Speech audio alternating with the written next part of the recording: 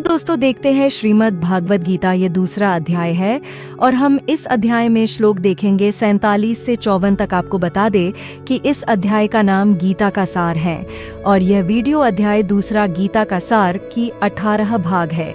तो चलिए शुरू करते हैं। श्लोक 47। तुम्हें अपना कर्तव्य करने का अधिकार है, किंतु कर्म के फलों के तुम अधिकारी नहीं हो। तुम न तो कभी अपने आप को अपने कर्मों के फलों का कारण मानो, न ही कर्म न करने में कभी आसक्त हो। यहाँ पर 3 विचारणीय बातें हैं: कर्म, स्वधर्म, विकर्म तथा अकर्म। कर्म, स्वधर्म वे कार्य हैं जिनका आदेश प्रकृति के गुणों के रूप में प्राप्त किया जाता है। अधिकारी की सम्मति के बिना किए गए कर्म विकर्म कहलाते हैं और अकर्म का अर्थ है अपने कर्मों को न करना। भगवान ने अर्जुन को उपदेश दिया कि वह निष्क्रिय न हो, अपितु फल के प्रति आसक्त हुए बिना अपना कर्म करे। कर्म फल के प्रति आसक्त रहने वाला भी कर्म का कारण है। इस तरह वह ऐसे कर्म फलों का भोक्ता होता है।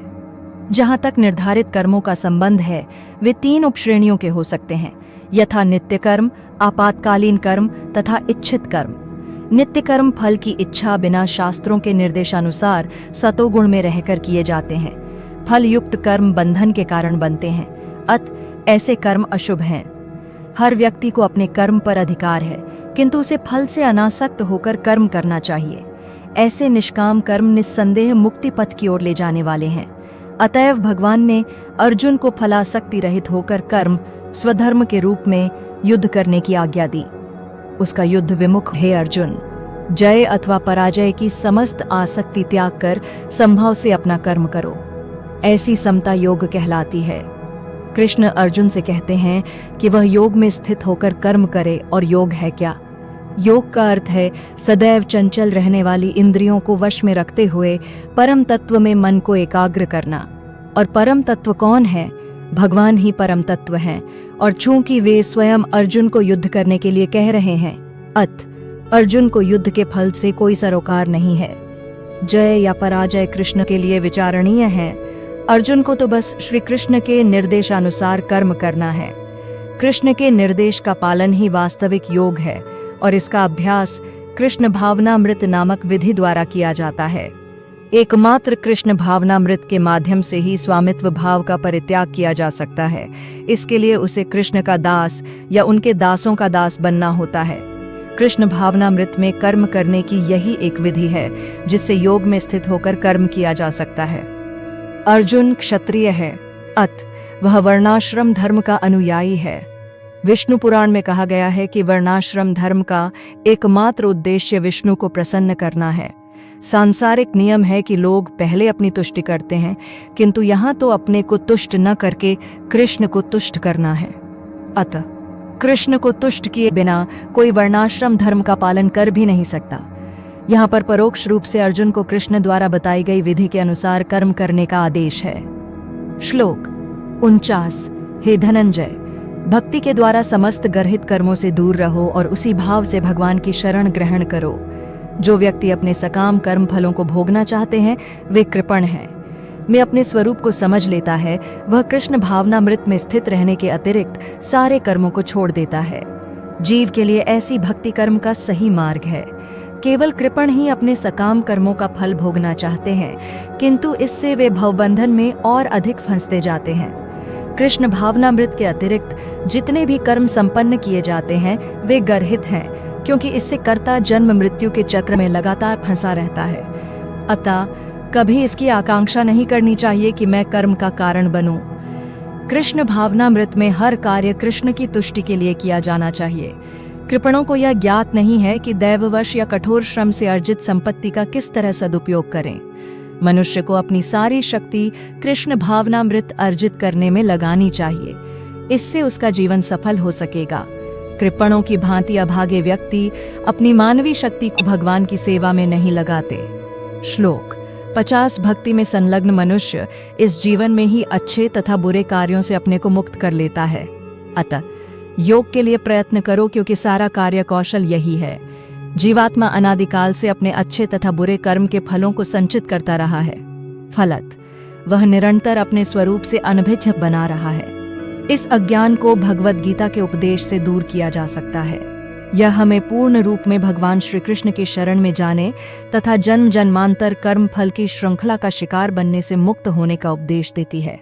अतः अर्जुन को कृष्ण भावनामृत में कार्य करने के लिए कहा गया है, क्योंकि कर्म फल के शुद्ध होने की यही प्रक्रिया है।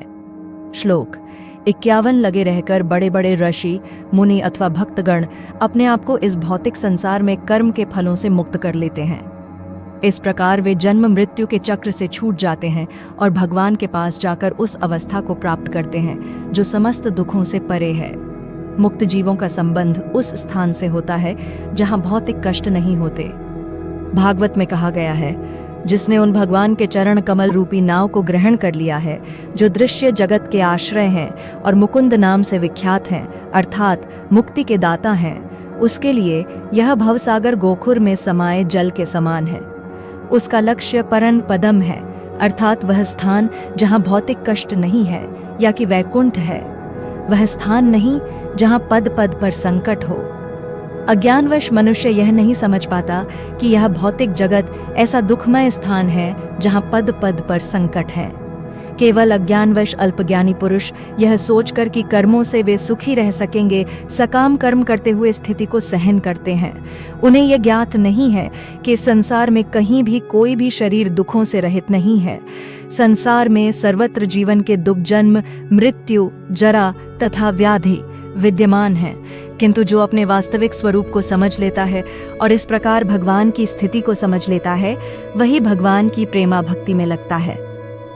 फलस्वरूप वह वैकुंठ लोक जाने का अधिकारी बन जाता है, जहां न तो भौतिक कष्टमय जीवन है, न ही काल का प्रभाव तथा मृत्यु है। अपने स्वरूप को जानने का अर्थ है भगवान की अलौकिक स्थिति को भी जान लेना। जो भ्रमवश यह सोचता है कि जीव की स्थिति तथा भगवान की स्थिति एक समान है, उसे समझो कि वह अंधकार में है और स्वयं भगवत भक्ति करने में असमर्थ है। वह अपने आप को प्रभु मान लेता है और इस तरह जन्म मृत्यु की पुनरावृत्ति का पथ चुन लेता है। किंतु जो यह समझते हुए कि उसकी स्थिति सेवक की है, अपने को भगवान की सेवा में लगा देता है, वह तुरंत ही वैकुंठ लोक जाने का अधिकारी बन जाता है। भगवान की सेवा कर्मयोग या बुद्धियोग कहलाती है, जिसे स्पष्ट शब्दों में भगवत भक्ति कहते हैं। श्लोक 52 जब तुम्हारी बुद्धि मोहरूपी सघन वन को पार कर जाएगी, तो तुम सुने हुए तथा सुनने योग्य सबके प्रति अन्यमनस्क हो जाओगे। भगवत भक्तों के जीवन में ऐसे अनेक उदाहरण प्राप्त हैं, जिन्हें भगवत भक्ति के कारण वैदिक कर्मकांड से विरक्ति हो गई। जब मनुष्य श्री कृष्ण को तथा उनके साथ अपने संबंध को वास्तविक रूप में समझ लेता है, तो वह सकाम कर्मों के अनुष्ठानों के प्रति पूर्णतया अन्यमनस्क हो जाता है, भले ही वह अनुभवी ब्राह्मण क्यों न हो। भक्त परंपरा के महान भक्त तथा आचार्य श्री माधवेंद्रपुरी का कहना है, हे मेरी त्रिकाल प्रार्थनाओं, तुम्हारी जय हो। हे स्नान, तुम्हें प्रणाम है। हे देव पितृगण, अब मैं आप लोगों के लिए तर्पण करने में असमर्थ हूँ। अब तो जहाँ भी बैठता हूँ, यादव कुलवंशी कंस के हंता श्री कृष्ण का ही स्मरण करता हूँ और इस तरह मैं अपने पापमय बंधन से मुक्त हो सकता हूँ। मैं सोचता हूँ कि यही मेरे लिए पर्याप्त है। वैदिक रस्में तथा अनुष्ठान यथा त्रिकाल संध्या, प्रातकालीन स्नान, पितृतर्पण आदि नवदीक्षितों के लिए अनिवार्य हैं। किंतु जब कोई पूर्णतया कृष्ण भावना भावित हो और कृष्ण की दिव्य प्रेमा भक्ति में लगा हो, तो वह इन विधि विधानों के प्रति उदासीन हो जाता है, क्योंकि उसे पहले ही सिद्धि प्राप्त हो चुकी होती है। यदि कोई परमेश्वर कृष्ण की सेवा करके ज्ञान को प्राप्त होता है, तो उसे शास्त्रों में वर्णित विभिन्न प्रकार की तपस्याएं तथा यज्ञ करने की आवश्यकता नहीं रह जाती। इसी प्रकार जो यह नहीं समझता कि वेदों का उद्देश्य कृष्ण तक पहुंचना है और अपने आप को अनुष्ठान आदि में व्यस्त रखता है, वह केवल अपना समय नष्ट करता है। कृष्ण भावना भावित व्यक्ति शब्द ब्रह्म की सीमा या वेदों तथा उपनिषदों की परिधि को भी लांघ जाते हैं। श्लोक 53 जब तुम्हारा मन वेदों की अलंकारमयी भाषा से विचलित न हो और वह आत्म साक्षात्कार की समाधि में स्थिर हो जाए, तब तुम्हें दिव्य चेतना प्राप्त हो जाएगी। अतः कोई समाधि में है, इस कथन का अर्थ यह होता है कि वह पूर्णतया कृष्ण भावना भावित है, अर्थात उसने पूर्ण समाधि में ब्रह्म, परमात्मा तथा भगवान को प्राप्त कर लिया है। आत्म साक्षात्कार की सर्वोच्च सिद्धि यह जान लेना है कि मनुष्य कृष्ण का शाश्वत दास है और उसका एकमात्र कर्तव्य कृष्ण भावनामृत में अपने सारे कर्म करना है। कृष्ण भावना भावित व्यक्ति या भगवान के एक निष्ठ भक्त को न तो वेदों की अलंकारमयी वाणी से विचलित होना चाहिए, न ही स्वर्ग जाने के उद्देश्य से सकाम कर्मों में प्रवृत्त होना चाहिए। कृष्ण भावनामृत में मनुष्य कृष्ण के सान्निध्य में रहता है और कृष्ण से प्राप्त सारे आदेश उस दिव्य अवस्था में समझे जा सकते हैं। ऐसे कार्यों के परिणाम स्वरूप निश्चयात्मक ज्ञान की प्राप्ति निश्चित है। उसे कृष्ण या उनके प्रतिनिधि गुरु की आज्ञाओं का पालन मात्र करना होगा। श्लोक 54 अर्जुन ने कहा, हे कृष्ण, अध्यात्म में लीन चेतना वाले व्यक्ति स्थित प्रज्ञ के क्या लक्षण हैं? वह कैसे बोलता है तथा उसकी भाषा क्या है? वह किस तरह बैठता और चलता है? विश्लेषण: जिस प्रकार प्रत्येक व्यक्ति के उसकी विशिष्ट स्थिति के अनुसार कुछ लक्षण होते हैं, उसी प्रकार कृष्ण भावना भावित पुरुष का भी विशिष्ट स्वभाव होता है, यथा उसका बोलना, चलना, सोचना आदि। जिस प्रकार धनी पुरुष के कुछ लक्षण होते हैं जिनसे वह धनवान जाना जाता है, जिस तरह रोगी अपने रोग के लक्षणों से रुग्ण जाना जाता है या कि विद्वान अत्यमय अपने गुणों से विद्वान जाना जाता है, उसी तरह कृष्ण की दिव्य चेतना से युक्त व्यक्ति अपने विशिष्ट लक्षणों से जाना जाता है। इन लक्षणों को भगवद गीता से जाना जा सकता है। किंतु सबसे महत्वपूर्ण बात यह है कि कृष्ण भावना भावित व्यक्ति किस तरह बोलता है, क्योंकि वाणी ही किसी मनुष्य का सबसे महत्वपूर्ण गुण है। कहा जाता है कि मूर्ख का पता तब तक नहीं लगता जब तक वह बोलता नहीं। एक बने ठने मूर्ख को तब तक नहीं पहचाना जा सकता जब तक वह बोले नहीं, किंतु बोलते ही उसका यथार्थ रूप प्रकट हो जाता है। कृष्ण भावना भावित व्यक्ति का सर्व प्रमुख लक्षण यह है कि वह केवल कृष्ण तथा उन्हीं से संबद्ध विषयों के बारे में बोलता है। फिर तो अन्य लक्षण स्वतः प्रकट हो जाते हैं जिनका उल्लेख आगे किया गया है।